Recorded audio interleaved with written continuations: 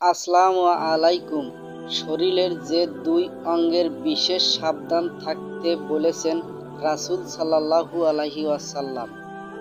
অসংযত কাজ ও যাচ্ছে তাই আচরণের কারণে অনেক সময় মানুষকে বিব্রতকর পরিস্থিতিতে পড়তে হয়।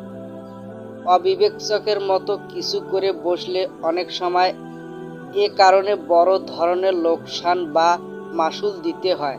তাই যে কোনো কাজ করার আগে ভেবেচিন্তে করা উচিত। রাসূল সাল্লাল্লাহু আলাইহি সাল্লাম ও মানুষকে ভেবেচিন্তে ধীরে স্থিরভাবে কাজ করতে বলেছেন। কোনো কাজে তাড়াহুড়া করতে নিষেধ করেছেন। হাদিসে তাড়াহুড়াকে শয়তানের কাজ বলে উল্লেখ করা হয়েছে।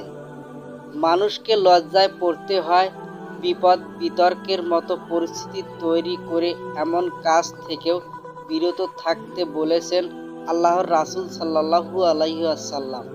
এমন কাজ থেকেও সাবধান করেছেন।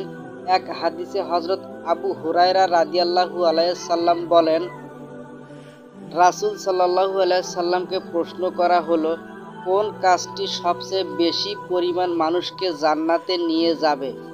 তিনি বলেন, আল্লাহ ভীতু, সদাচার ও উত্তম চরিত্র।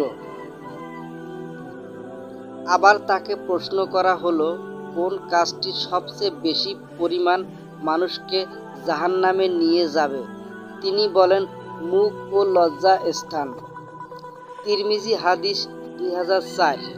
অন্য হাদিসে সাহাল ইবনে সাদ রাদিয়াল্লাহু থেকে বর্ণিত, রাসূল সাল্লাল্লাহু আলাইহি সাল্লাম বলেছেন, যে ব্যক্তি তার দুই চোয়ালের মাঝের বস্ত্র জিহ্বা এবং দুই উরুর মাঝখানের বস্ত্র লজ্জাস্থান জামানত আমাকে দেবে, আমি তার জান্নাতের জিম্মাদার। বুখারী হাদিস। বর্ণিত হাদিসগুলোতে রাসূল সাল্লাল্লাহু আলাইহি সাল্লাম দুটি অঙ্গের ব্যাপারে তার প্রিয় উম্মতদের সতর্ক করেছেন এবং যে অঙ্গগুলো দ্বারা গুনাহ সংঘটিত হয় এগুলো তার অন্যতম বলে নির্ণয় করেছেন। যেমন বেশিরভাগ গুনাহকে মুখের দ্বারা সংঘটিত হয়।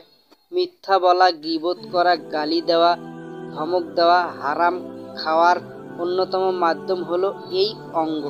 আর লজ্জা স্থান মানুষকে জেনা, ব্যভিচারের মতো জঘন্য কাজে লিপ্ত করে। তাই আল্লাহর রাসূল সাল্লাল্লাহু আলাইহি সাল্লাম এসব থেকে বিরত থাকতে বলেছেন।